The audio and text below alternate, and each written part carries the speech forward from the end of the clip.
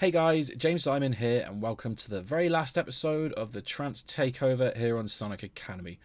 It's been absolutely amazing to do this, had so much fun, I hope you did too. In this last little episode, we're just going to show you how to kind of prepare your mix if you want to send it to a mastering engineer or if you want to kind of play it out live. So, first of all, what we want to do is I want to just move everything just 4 bars to the right. Now, the reason I'm doing that is because I found that sometimes if we have it starting on 000, it can sometimes not trigger the kick drum or whatever's playing at the very start perfectly. So I'm just leaving this extra little space to ensure that happens. Next, we want to go to the end of the track, and we just want to make sure that we are highlighting from an area which ends that allows the tail of whatever's playing at the very ends to finish playing.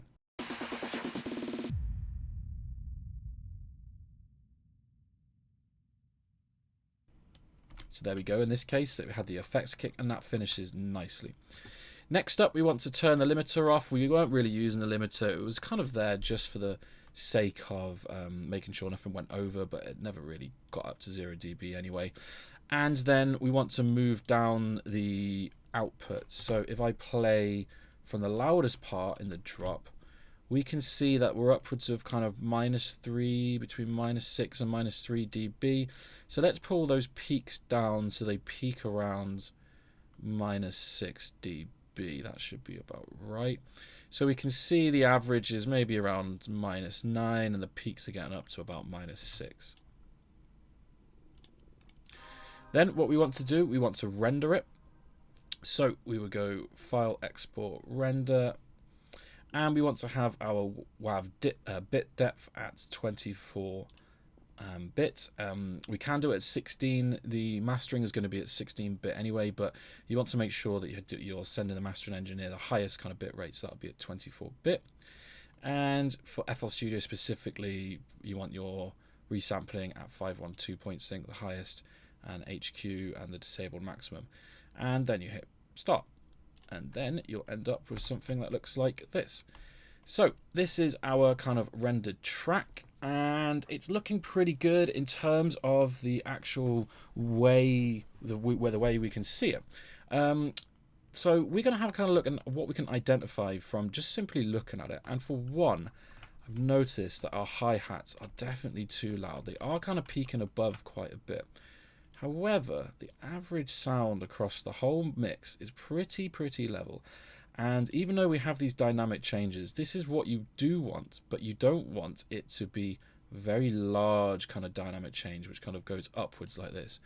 Having this little extra dynamic range at the top, which is the hi-hats and some of the plucks especially, they're going to help create the dynamics in your track. If everything was at this level, it would be a very flat and boring mix. So this is a good looking kind of mix. We could potentially bring up some of the breakdown a little bit. That looks a little bit quiet kind of down there. So these are the kind of things that you want to identify. Even though we've done our final mixing, again, we still want to kind of use this visual reference and try and work out what can be done to kind of help you kind of prepare it and to get it even better. So if I were making this track for myself again, I'll go back and just kind of fix those little issues, bring up the breakdown, maybe bring down the plucks tiny bit, or maybe the hi-hats just to smooth it off a little bit. But overall, pretty happy with that. So if we want to get it prepared for mastering, I would then recommend bringing it back to the very first bar. Ooh, excuse me. First things first, let's put it up to 138.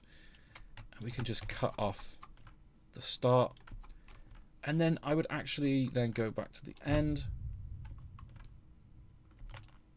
and then just cut the end and make sure that it smooths off nice and quick, because there's no reason to have 10-15 seconds of effects there. I see this so many times at the end of the track. They've just got big long effects for no apparent reason when you can just smooth them off like that.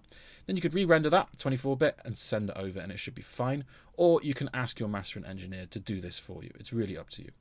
So if I wanted to get this kind of ready to play out live, then I don't really want to go through mastering. That is a whole other video, an hour's video all by itself. Mastering is something that takes many years to kind of learn and practice and to get good at understanding what you're really looking for. It's too much to kind of explain in one video. So what we will do is just go on a very, very brief kind of look into just maybe some EQ and some limiting. So let's have a listen from our drop.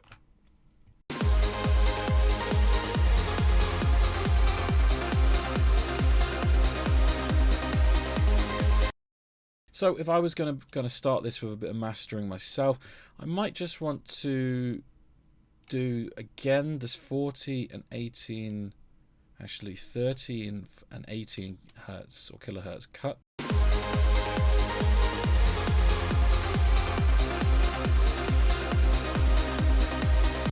So it's just making sure there's absolutely no extra kind of super low or super high kind of pulling over.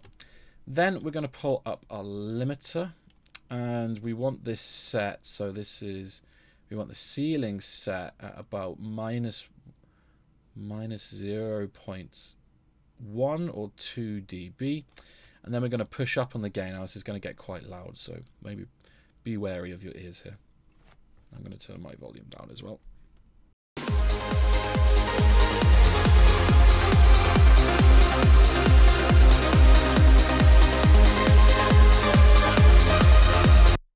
Okay, did you hear that? As soon as I started pushing it up, and we can see, look at how much the limiter is pushing the sound back down, the brick wall limiter. We really don't want that. We don't want any sort of kind of audible limiting whatsoever.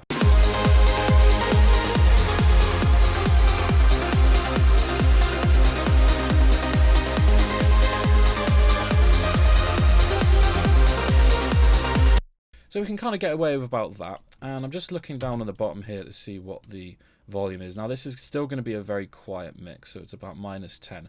I would still master to about minus 7.5 dB, but for the sake of just kind of preparing it to either play out live, you know, we can still play a slightly quieter track, and you can just up the volume on the mixer of your mixer when you're playing live. There's no need to kind of pump it too much if you're not too familiar about mastering. Leave that to someone who knows what they're doing. And that's really much about it, to be honest. You can then render that out, and it will be ready to kind of play out live. Obviously, if you're sending to a proper mastering engineer, remove those, remove the span, and just render what we've got here, and then they can do the rest for you. And that's about it. Like I said, very quick episode. Hope you enjoyed, and I'll see you later. Bye-bye.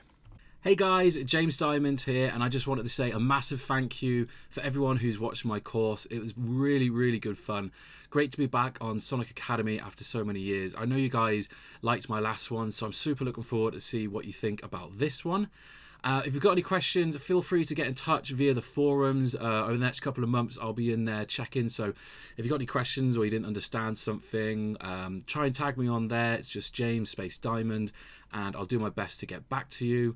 And don't forget, this track will be up for a remix competition, and the winner gets, I believe, £500 and a release on the label. I'll be one of the ones amongst the guys from Sonic Academy judging on the tracks, so do your best, and I can't wait to hear them all. Thanks again, and I hope you enjoy the course. I'll see you later. Bye.